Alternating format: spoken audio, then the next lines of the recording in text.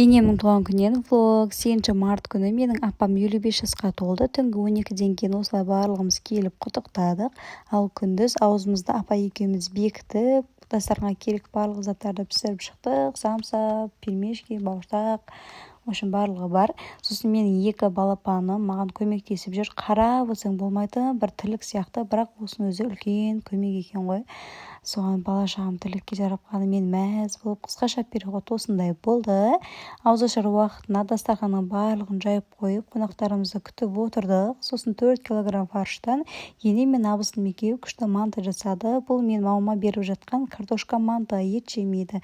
Сосын менің мамам енеме 55 жасына осылай күшті алтын кольцо тақты, өзіне тура келді.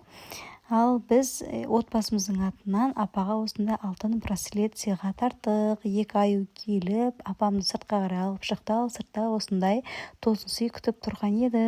Содан кейін барлығымыз құттықтап, билеп, суретке түсіп, одан кейін қайтадан үйге кіріп, тортпен шай ішіп, күшті көңіл күймен өтті. 8 наурыз күні сіздерге де мерекелеріңіз құтты болсын, барлық қыз келіншектер.